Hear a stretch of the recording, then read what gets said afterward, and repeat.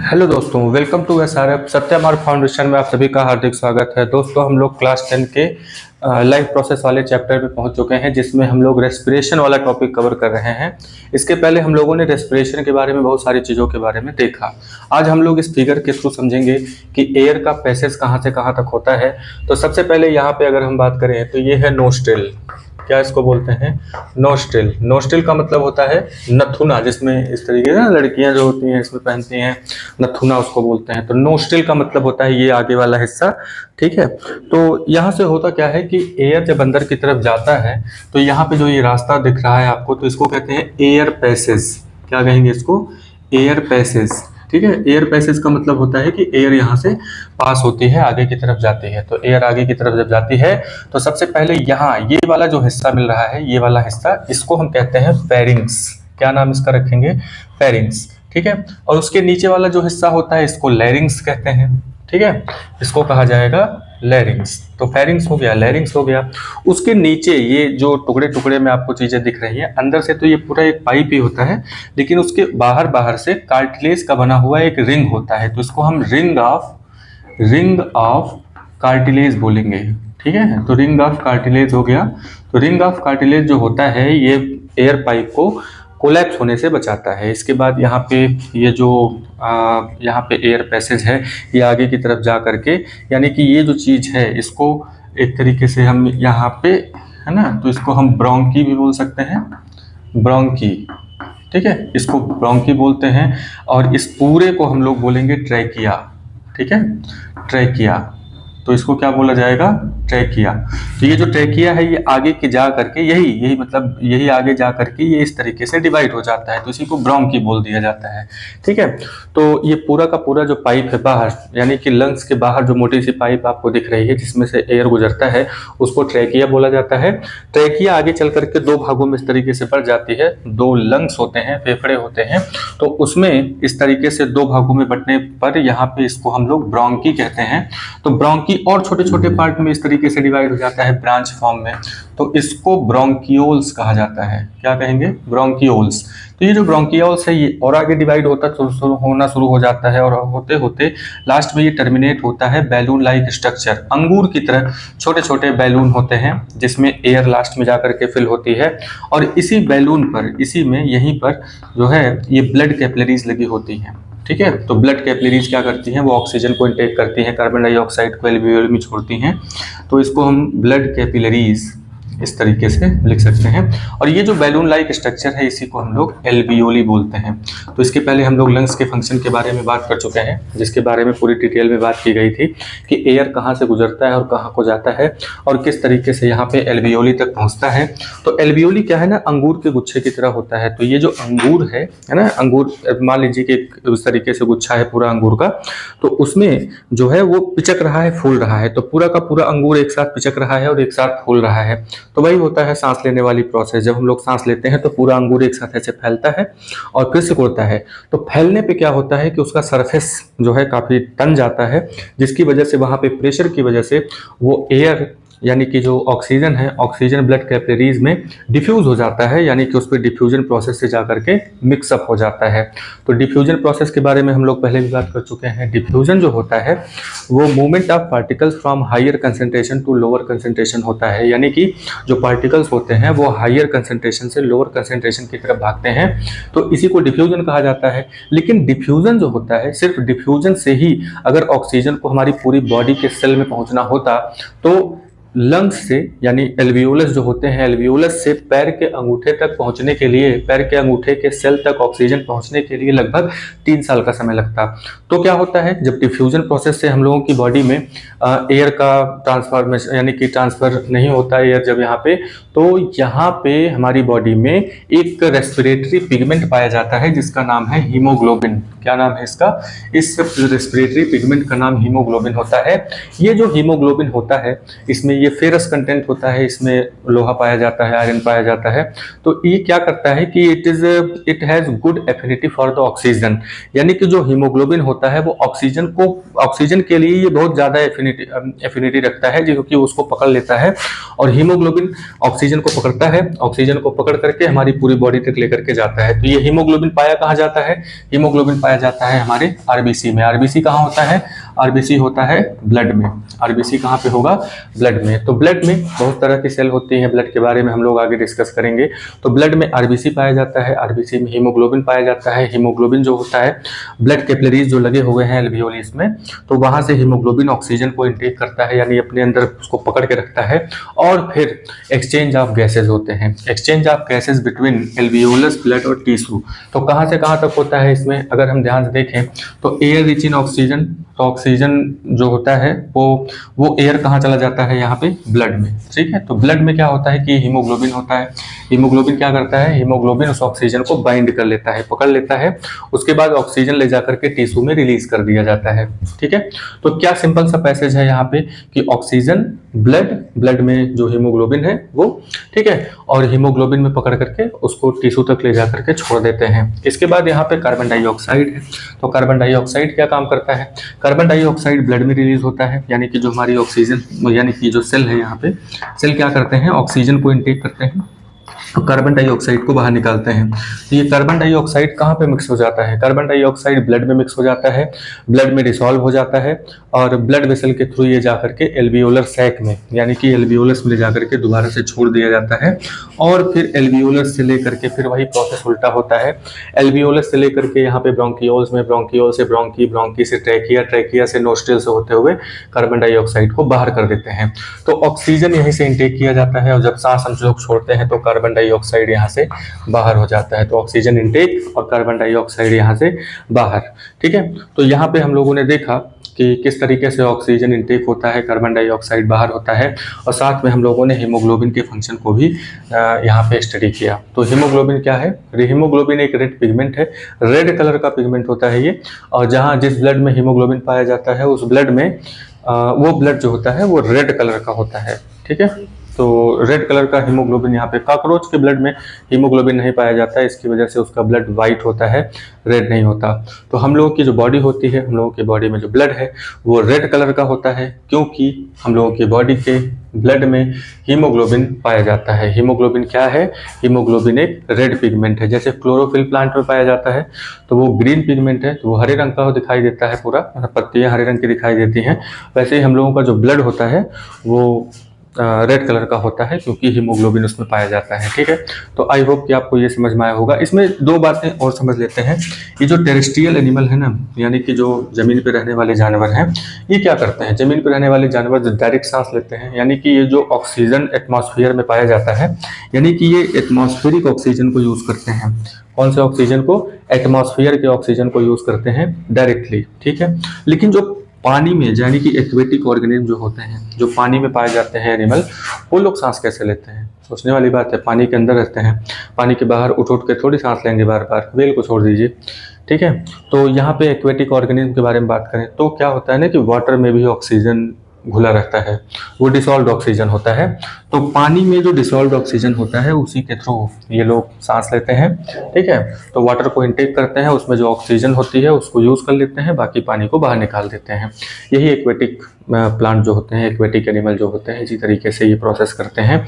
और यहाँ पे ये जो रेस्पिरेशन का चैप्टर है, रेस्पिरेशन का टॉपिक है, ये यहाँ पे खत्म होता है। अगले टॉपिक पर हम लोग चलेंगे।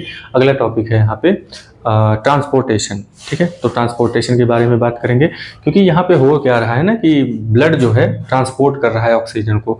ब्लड ऑक्सीजन को ट्रांसपोर्ट कहाँ कर रहा है? टिश्यू तक। ठीक है, तो ये जो ब्लड है, ब्लड क्या होता है, और उसके बाद फिर ब्लड पंप कैसे होता है, तो इन सब के बारे में हम लोग नेक्स्ट टॉपिक में जानकारी लेंगे। चलिए नेक्स्ट टॉपिक लिखते हैं।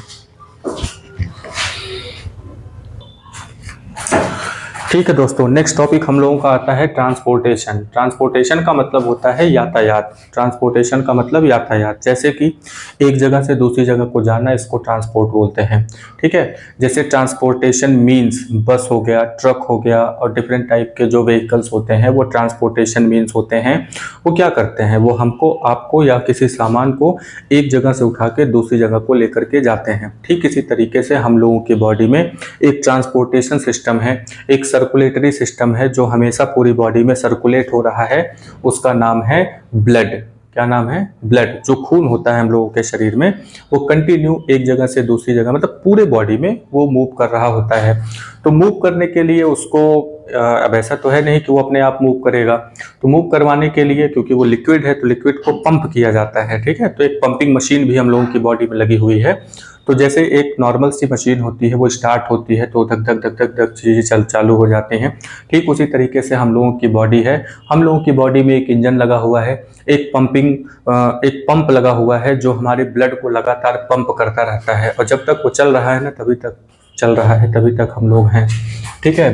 तो ट्रांसपोर्टेशन में ह्यूमन बीइंग जो होते हैं जैसे कि दूसरे मल्टी सेलुलर ऑर्गेनिज्म हैं, तो मल्टी सेलुलर ऑर्गेनिज्म को किन चीज़ों की ज़रूरत होती है भाई, जैसे बाकी एनिमल को ज़रूरत होती है, बाकी यूनिसेलुलर जो ऑर्गेनिज्म है उनको भी फूड चाहिए, ऑक्सीजन चाहिए, तो उनको तो वो तो अपने सरफेस से ही फूड और ऑक्सीजन को गेन कर लेते हैं। लेकिन जो मल्टी सेलुलर ऑर्गेनिज्म होते हैं जिनमें बहुत सारे सेल लगे होते हैं, वो कैसे अपने फूड को और ऑक्सीजन को गेन करते हैं, तो वो फूड और ऑक्सीजन को गेन करने के लिए यहाँ पे वो एक सर्कुलेटरी सिस्टम अपने अंदर डेवलप करते हैं। तो ह्यूमन बीइंग का जो सर्कुलेटरी सिस्टम है, ये जो ट्रांसपोर्टेशन सिस्टम है इसको सर्कुलेटरी सिस्टम के नाम से भी जानते हैं क्योंकि ये सर्कुलेट होता रहता है।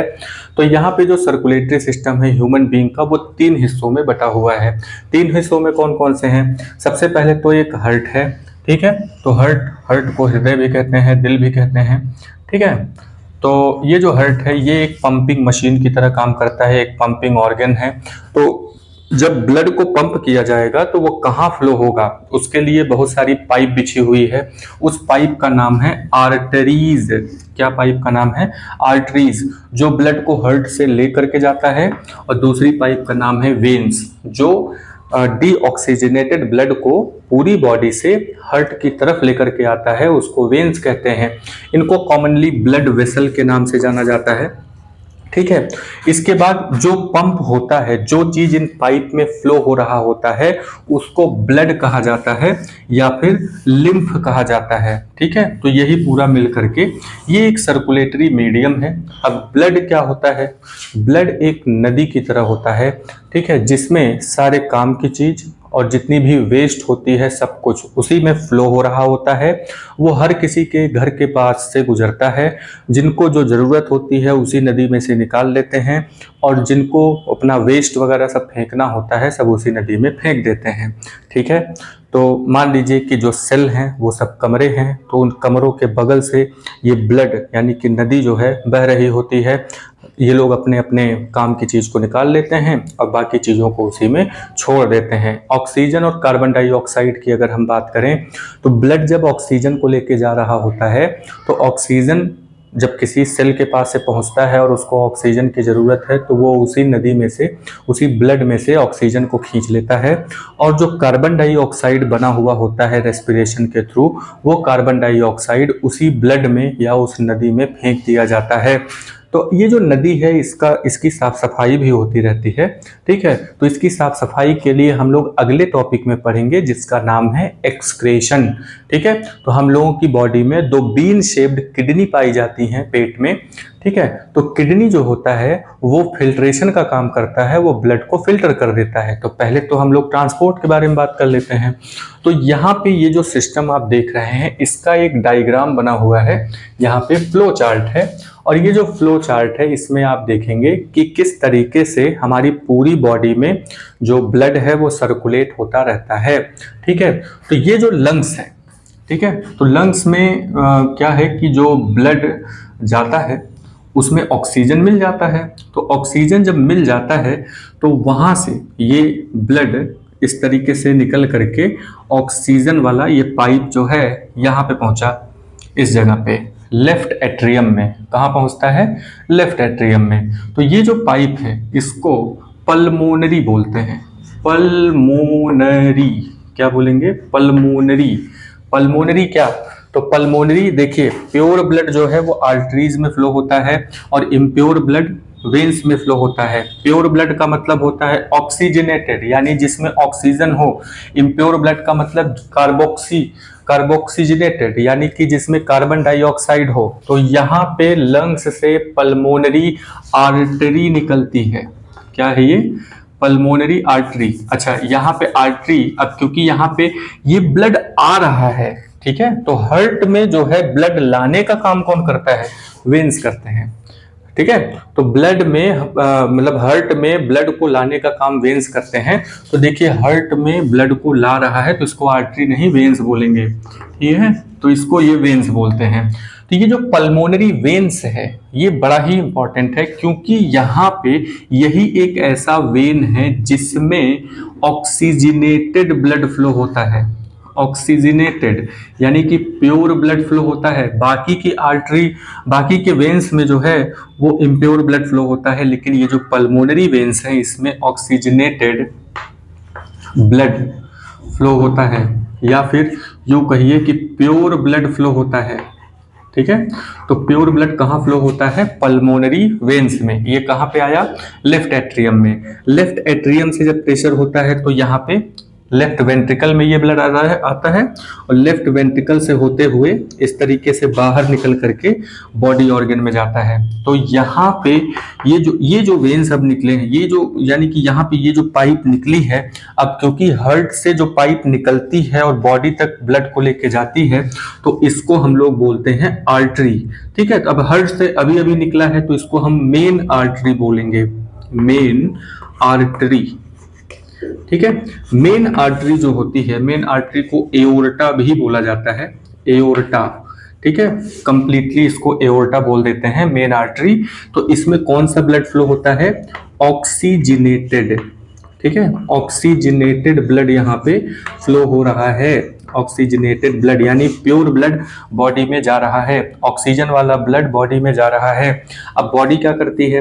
बॉडी यहाँ पे ऑक्सीजन को यूज करती है और कार्बन डाइऑक्साइड बनाती है। वो कार्बन डाइऑक्साइड ब्लड में मिक्स हो जाता है और फिर वो बना देता है डीऑक्सीजनेटेड ब्लड, ठीक है, या फिर कार्बोक्सीजनेटेड ब्लड बोल देते हैं उसको। तो यहाँ से ये जो पाइप निकली बॉडी से, पूरी की पूरी जो वेन्स है वो कहाँ चली जाती है? राइट एट्रियम में। कहाँ पे जाएगी? राइट एट्रियम में। अच्छा, ये एट्रियम, लेफ्ट एट्रियम क्या है? देखिए हार्ट जो होता है ना वो 4 हिस्सों में बटा हुआ होता है। तो 4 हिस्सों में राइट एट्रियम है, लेफ्ट एट्रियम है, राइट वेंट्रिकल है, लेफ्ट वेंट्रिकल है। एट्रियम, वेंट्रिकल, ये 2 हिस्से होते हैं, एट्रियम और वेंट्रिकल, ठीक है। राइट एट्रियम यानी दायां वाला एट्रियम, लेफ्ट एट्रियम यानी बायां वाला atrium, right ventricle, left ventricle, ठीक है। ये 4 हिस्से होते हैं हार्ट के। हम लोग आगे फिगर में और भी डिटेल में इसके बारे में जानेंगे, लेकिन अभी खाली ब्लड फ्लो है तो इसके बारे में कुछ ये नाम को जानते रहिए। लंग्स से यहाँ पे ऑक्सीजनेटेड ब्लड पल्मोनरी वेन्स से होते हुए लेफ्ट एट्रियम में, लेफ्ट एट्रियम से लेफ्ट वेंट्रिकल में, और फिर मेन आर्टरी यहाँ से निकली, एओर्टा, ऑक्सीजनेटेड ब्लड होते हुए बॉडी में पहुंच गई।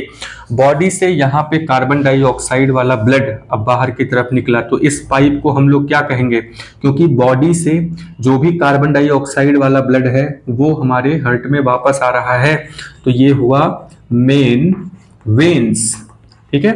ये वेन्स हुआ, ठीक है। और इसमें कौन सा ब्लड होता है? इसमें होता है डीऑक्सीजनेटेड। कौन सा ब्लड है?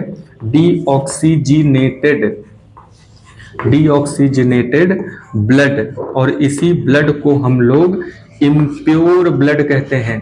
क्या कहेंगे? Impure blood. इसी को यहाँ पे इम्प्योर ब्लड कहा जाएगा। और ये क्या होता है ना कि राइट साइड में, अच्छा इसको हम लोग जो डीऑक्सीजनेटेड ब्लड है इसको रॉन्ग ब्लड भी बोल सकते हैं। क्या बोलेंगे? रॉन्ग ब्लड, ठीक है, रॉन्ग ब्लड। तो रॉन्ग ब्लड कहाँ इंटर कर रहा है? राइट में। रॉन्ग ब्लड कहाँ इंटर कर रहा है? राइट में। राइट क्या? राइट एट्रियम में। तो राइट एट्रियम से होते हुए राइट वेंट्रिकल में ये ब्लड पहुंचता है, फिर यहाँ से पंप होता है, ये सीधे पहुंच जाता है लंग्स में। तो यहाँ से ब्लड निकल करके अब क्योंकि ये वेन्स है और ये लंग्स की तरफ जा रहा है तो इसका नाम क्या रखते हैं? Pulmonary, pulmonary, pulmonary, pulmonary. अब ये निकल के जा रहा है तो इसको आर्टरी बोलेंगे, पल्मोनरी आर्टरी। क्या नाम है इसका? Pulmonary artery. और ये पल्मोनरी आर्टरी जो होता है, अब देखिए बाकी सब आर्टरीज में, यानी कि यहाँ पे जो बाकी की आर्टरीज है इसमें ऑक्सीजनेटेड ब्लड फ्लो होता है, लेकिन यहाँ पे पल्मोनरी आर्टरी में डीऑक्सीजनेटेड ब्लड फ्लो होता है, ठीक है।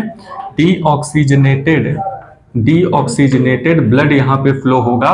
इसी को इम्प्योर ब्लड कहते हैं, इम्प्योर ब्लड, ठीक है। तो नीट में ये क्वेश्चन पूछा जाता है कि ऐसी कौन सी वेन्स हैं ऐसी कौन सी वेन है बॉडी में जिसमें प्योर ब्लड फ्लो होता है? तो हम लोग क्या याद करते हैं कि आर्टरी में प्योर ब्लड फ्लो होता है और वेन्स में इम्प्योर ब्लड फ्लो होता है। लेकिन यहाँ पे जो पल्मोनरी वेन्स है और पल्मोनरी आर्टरी है, इसमें चीजें थोड़ा सा उल्टा हो जाती हैं। पल्मोनरी वेन्स में ऑक्सीजनेटेड ब्लड फ्लो होता है, यानी कि प्योर ब्लड फ्लो होता है, और पल्मोनरी आर्टरी में डीऑक्सीजनेटेड ब्लड फ्लो होता है, जिसे इम्प्योर ब्लड कहते हैं। ठीक है, तो हार्ट का जो फंक्शन है वो कुछ इसी तरीके से है। यहाँ लंग्स से ऑक्सीजनेटेड ब्लड निकला, left atrium, right atrium, left ventricle, left atrium left ventricle से होते हुए, लेफ्ट एट्रियम लेफ्ट वेंट्रिकल से होते हुए ये यहाँ से बॉडी तक आया, बॉडी से फिर राइट एट्रियम राइट वेंट्रिकल से होते हुए फिर लंग्स तक पहुंच गया। ठीक है, तो ये हम लोग ध्यान में रखेंगे यहाँ पे कि ये वाली प्रोसेस इस तरीके से हो रही है और ये हमेशा होती रहती है। और ये हार्ट जो है वो क्या काम करता है, वो इस तरीके से पंप करने का काम करता है। तो ये जो पंप करता है हार्ट, एक साथ ऐसे नहीं करता, ये पहले ऊपर का दबता है इस तरीके से, फिर नीचे की चीज, नीचे का दबता है तो ऊपर का खुल जाता है, ऊपर का दबता है तो नीचे का खुल जाता है। ठीक है, तो कुछ इस तरीके से ये इस तरीके से काम कर रहे होते हैं, लब डब इस तरीके से साउंड हो रही होती है। और यहाँ पे pulmonary veins, pulmonary artery, oxygenated blood, pure blood, है ना, तो ऑक्सीजनेटेड ब्लड को ही प्योर ब्लड बोलते हैं। तो कुल मिलाकर के आर्टरी में प्योर ब्लड फ्लो होता है और वेन्स में इम्प्योर ब्लड फ्लो होता है।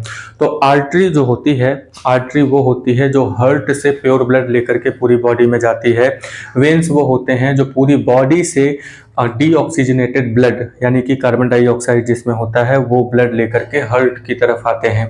ठीक है, तो ये प्रोसेस तो ठीक है, लेकिन अब यहाँ पे पल्मोनरी वाली जब बात आती है, यानी लंग्स की तरफ जब चीजें जा रही होती हैं, तो अब यहाँ पे राइट वेंट्रिकल से निकल करके जो पल्मोनरी आर्टरी लंग्स की तरफ जाती है, उस आर्टरी में डीऑक्सीजनेटेड ब्लड यानी कि रॉन्ग ब्लड फ्लो हो रहा होता है। और पल्मोनरी वेन्स ऐसी वेन है जिसमें डीऑक्सीजनेटेड यानी इम्प्योर ब्लड न फ्लो होकर के प्योर ब्लड फ्लो होता है। तो ये चीज हम ध्यान रखेंगे, प्योर ब्लड और इम्प्योर ब्लड। प्योर ब्लड क्या होता है, जिसमें ऑक्सीजन होता है, ऑक्सीजन घुला हुआ होता है, और इम्प्योर ब्लड वो होता है जिसमें ऑक्सीजन नहीं होता, यानी कार्बन डाइऑक्साइड होता है। ठीक है, तो ये यहाँ पे एक डायग्राम है। अब इस डायग्राम को और ज़्यादा इतना अगर आप ध्यान में रखते हैं और उसके बाद एक बार फिर से देख लेते हैं, तो यहाँ पे हम लोग इस तरीके से 4 चैम्बर बना देंगे। ठीक है, ये राइट एट्रियम है, ये लेफ्ट एट्रियम है, यहाँ पे इस तरीके से जगह बना लीजिए। ठीक है, और यहाँ पे राइट वेंट्रिकल है और लेफ्ट वेंट्रिकल है, ये लंग्स हो गया और ये बॉडी हो गया। ठीक है, तो यहाँ से इस तरीके से लेकर के आएंगे, इस तरीके से ला करके यहाँ से गुजारेंगे बॉडी तक, और फिर यहाँ से लाएंगे राइट एट्रियम में, यहाँ से घुमा करके फिर लेफ्ट यानी कि लंग्स में लेकर के जाएंगे। ठीक है, तो कुछ इस तरीके से ब्लड की सप्लाई हो रही होती है हमारी बॉडी में। ठीक है, तो इस चीज़ को हम लोग ध्यान में रखेंगे। आगे हम लोग यहाँ पे हार्ट है, आर्टरीज है, वेन्स है, ठीक है, और ब्लड और लिम्फ है, इन सब के बारे में हम लोग डिटेल में जानकारी लेंगे। तो ट्रांसपोर्टेशन टॉपिक आपका चल रहा है, जिसमें हम लोग अब यहाँ पे हार्ट, आर्टरीज और ब्लड के बारे में स्टडी करने की कोशिश कर रहे हैं। ठीक है, तो चलिए हम लोग अगले टॉपिक पर चलते हैं, अगले नेक्स्ट हेडिंग पर। चलिए बाबू, नेक्स्ट टॉपिक पर आते हैं। यहाँ पे सबसे इम्पोर्टेंट पूछा जाने वाला क्वेश्चन पता है ना आपको क्या है, कि व्हाट इज डबल सर्कुलेशन। ये जो डबल सर्कुलेशन है ये क्या होता है ना, व्हाट इज डबल सर्कुलेशन, तो ये अक्सर पूछा जाता है। तो डबल सर्कुलेशन का मतलब ये हुआ कि दोहरा परिसंचरण, यानी कि जो हमारा हार्ट है उसमें ब्लड 2 बार सप्लाई होता है, यानी कि 2 बार इंटर करता है, यही डबल सर्कुलेशन है। एक कंप्लीट साइकिल, यानी कि एक साइकिल को पूरा कंप्लीट करने के लिए यहाँ पे जो ब्लड है वो हार्ट में 2 बार इंटर करता है, 2 बार सर्कुलेट करता है, इसी को डबल सर्कुलेशन कहा जाता है। ठीक है, तो 2 प्रकार का वो कौन सा यहाँ पे सर्कुलेशन है। पहला है पल्मोनरी सर्कुलेशन, पल्मोनरी जो है वो लंग्स से रिलेटेड है। इसके बाद सिस्टेमिक सर्कुलेशन है जो हार्ट से रिलेटेड है। ठीक है, तो लंग्स से रिलेटेड का मतलब कि लंग्स की तरफ जो ब्लड जाता है। तो देखिए, ब्लड जो है वो हार्ट से कहाँ मूव करता है, लंग्स को, और फिर दोबारा आता है हार्ट में। ठीक है, यानी कि ब्लड कहाँ मूव किया, ब्लड यहाँ से निकलता है, ठीक है, ब्लड इस तरीके से आया, ब्लड यहाँ से निकल करके पहले लंग्स तक गया, यहाँ से निकला ये लंग्स तक गया, ठीक है, इस तरीके से, और उसके बाद फिर ये वापस आता है यहाँ पे, है ना, इस तरीके से वापस आके लंग्स में दोबारा से इंटर करता है। एक तो ये साइकिल हो गया। दूसरे नंबर पे सिस्टेमिक सर्कुलेशन है, जिसमें ब्लड मूव करता है हार्ट से बाकी बॉडी तक और फिर बॉडी से वापस आता है। तो देखिए यहाँ पे इस तरीके से ये चीज यहाँ पे इंटर किया ब्लड हार्ट में, हार्ट से होते हुए ये इस तरीके से निकलते हुए बॉडी में गया और बॉडी से वापस इस तरीके से होते हुए यहाँ से और यहाँ से होते हुए बॉडी के मतलब हार्ट के अंदर आता है, ठीक है। तो ये सारी चीजें होती हैं। तो ये डबल सर्कुलेशन इसी को कहते हैं, यानी कि 2 बार हार्ट में चीजें इंटर कर रही हैं। एक बार सारा का सारा ब्लड लंग्स में जाता है, फिर हार्ट में आता है, फिर हार्ट से सारा ब्लड जो है वो बॉडी में जाता है, बॉडी से वापस हार्ट में आता है। तो इसी को हम कहते हैं डबल सर्कुलेशन, ठीक है। आइए यहाँ पे कुछ नॉमिनेशन कर लेते हैं। ये जो 4 हिस्से आप देख रहे हैं ये हार्ट के 4 हिस्से हैं, यानी कि हार्ट के पहले से ही 4 हिस्से होते हैं, तो और तो ज़्यादा उसको तोड़ने की जरूरत नहीं है, 4 हिस्से पहले से ही हैं यहाँ पे, ठीक है। तो कौन कौन से हिस्से हैं यहाँ पे? ये इधर वाला जो हिस्सा है इसको लेफ्ट बोलते हैं, तो यहाँ पे क्या हो जाएगा, ये वाला हिस्सा इसको लेफ्ट ऑरिकल बोला जाता है, लेफ्ट ऑरिकल, ठीक है। तो इसको क्या बोलेंगे? लेफ्ट वेंट्रिकल, ठीक है। ऑरिकल बोलिए या एट्रियम बोलिए एक ही मतलब है, ठीक है। एट्रियम बोलिए या ऑरिकल बोलिए एक ही मतलब है। तो लेफ्ट वेंट्रिकल इसका नाम हो जाएगा, ठीक। इसी तरीके से ये वाला जो हिस्सा है इसको हम बोलेंगे राइट ऑरिकल, ठीक है, राइट ऑरिकल। ये वाला जो हिस्सा है इसको बोलेंगे लेफ्ट ऑरिकल, ठीक है, राइट ऑरिकल, लेफ्ट ऑरिकल। इसके बाद यहाँ बॉडी से जो ब्लड अंदर की तरफ जाता है, यानी कि इस तरीके से यहाँ ऊपर से अंदर आया, नीचे से अंदर की तरफ जाता है यहाँ राइट ऑरिकल में, तो इसको हम बोलते हैं वेन्स। तो वेना केवा इसको पूरा मतलब मोटी पाइप जो होती है इसको वेना केवा बोलते हैं। तो ऊपर वाला जो वेन है इसको सुपेरियर, सुपेरियर वेना केवा ये बोल देते हैं, और नीचे वाला जो है इसे इन्फेरियर क्या बोलेंगे? इन्फेरियर वेना केवा, ठीक है। तो सुपेरियर वेना केवा और इन्फेरियर वेना केवा हो गया। ये जो दो डंडे, एक डंडे की तरह जो दिख रहा है ना, नीचे से जो दिख रहा है उसको इन्फेरियर बोलेंगे, ऊपर की तरफ जो दिख रहा है उसको सुपेरियर बोलते हैं। इसके बाद यहाँ पे हम 2 चीजें और देख रहे हैं। ये वाला जो हिस्सा है ना, यहाँ से देखिए ब्लड लंग्स की तरफ जा रहा है, यहाँ से ब्लड लंग्स की तरफ जाता है, तो इसको हम बोलते हैं राइट पल्मोनरी, राइट पल्मोनरी। अब ब्लड क्योंकि निकल करके जा रहा है तो इसको हम लोग क्या बोलेंगे? आर्टरी, क्या बोल देंगे? आर्टरी। ये राइट वाला है, और यहाँ पे ये जो हिस्सा है इसको left pulmonary, left pulmonary artery बोलते हैं, ठीक है।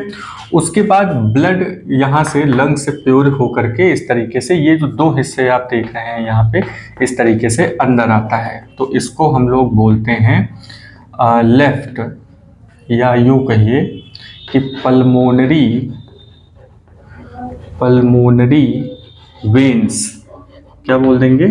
Pulmonary veins. यही है पल्मोनरी वेन्स। ये जो 2 हिस्से देख रहे हैं ना, यहीं से ब्लड अंदर की तरफ आता है लेफ्ट ऑरिकल में या लेफ्ट एट्रियम में, ठीक है। राइट ऑरिकल यहाँ पे हो गया, लेफ्ट ऑरिकल हो गया, राइट ऑरिकल ही होगा ना, राइट ऑरिकल, ठीक है।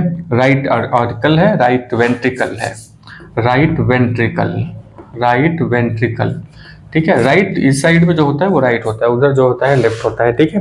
तो ये इतना यहाँ पे निकल करके आया। इसके बाद अगर हम लोग देखें तो यहाँ पे और क्या बचता है, और यहाँ पे ये 2 वॉल्व आपको दिख रहे होंगे, तो जो लेफ्ट साइड में होता है उसे हम कहते हैं बाईकस्पिड, क्या कहेंगे? बाईकस्पिड वॉल्व, क्या बोलेंगे? बाईकस्पिड वॉल्व। और जो राइट साइड में है ना इसको बोलते हैं ट्राइकस्पिड वॉल्व, ट्राइकस्पिड वाल्व। तो ये जो ट्राइकस्पिड वाल्व है, लेफ्ट में जो है वो बाइकस्पिड वाल्व है, राइट में जो है वो ट्राइकस्पिड वाल्व है। तो ये वाल्व जो होते हैं ना वो कुछ इस तरीके से होते हैं। ब्लड का प्रेशर पड़ता है तो ये खुल जाते हैं, ब्लड एट्रियम से वेंट्रिकल में पहुंच जाता है। उसके बाद फिर नीचे से जब प्रेशर लगता है ना तो ये ऊपर की तरफ नहीं खुलते, ये से बंद रहते हैं, तो ब्लड पाइप से होते हुए दूसरी जगह सप्लाई हो जाता है। ठीक है, कितना बढ़िया क्रिएशन यहाँ पे किया हुआ है। ठीक है, तो ये राइट एट्रियोरिकल है, ये राइट वेंट्रिकल है, इसके बाद पल्मोनरी आर्टरी, ये तमाम तरीके की चीज़ें आपने देखा। ठीक है, तो ये जो फिगर है ये कुछ इसी तरीके से होगा। और डबल सर्कुलेशन हम इसको क्यों कह रहे हैं, क्योंकि यहाँ पे लंग्स से हार्ट में ब्लड सप्लाई होता है, हार्ट से, है ना, फिर उसके बाद फिर बॉडी में जाता है, बॉडी से फिर फिर हार्ट में आता है, हार्ट से फिर लंग्स में जाता है। ठीक है, तो इस तरीके से यहाँ पे पल्मोनरी एक तो सर्कुलेशन है। पल्मोनरी सर्कुलेशन का मतलब ब्लड हार्ट से लंग्स की तरफ, लंग्स से फिर वापस हार्ट की तरफ। ठीक है, फिर दूसरा सिस्टेमिक सर्कुलेशन है। सिस्टेमिक सर्कुलेशन में हार्ट से ब्लड जो है वो बॉडी की तरफ, फिर बॉडी से वापस हार्ट की तरफ। तो यहाँ पे एक कंप्लीट साइकिल कंप्लीट करने में, यानी कि 1 साइकिल कंप्लीट करने में यहाँ पे 2 तरीके से सर्कुलेशन हो रहा है। एक पल्मोनरी सर्कुलेशन हो रहा है, एक सिस्टेमिक सर्कुलेशन हो रहा है, इसीलिए इसको हम लोग डबल सर्कुलेशन कहते हैं। In short, blood enters twice in the heart. Blood enters twice in the heart. That's why we call this type of circulation double circulation. ठीक है, तो इसको डबल सर्कुलेशन कहा जाता है। और यहाँ पे ये फिगर था, इस फिगर को थोड़ा अच्छे से बना लीजिएगा। ठीक है, बुक में दिया हुआ है। तो चलिए, इसके बाद हम लोगों का नेक्स्ट टॉपिक आता है ब्लड का। तो ब्लड के बारे में हम लोग नेक्स्ट क्लास में डिस्कस करेंगे। उम्मीद करते हैं कि आपको आज का वीडियो पसंद आया होगा। तो आप लाइक करिए, सब्सक्राइब करिए, दोस्तों से भी सब्सक्राइब करवाइए, वीडियो पर बने रहिए, कुछ न कुछ आप सीखते ही रहेंगे। ठीक है, तब तक के लिए जय हिंद।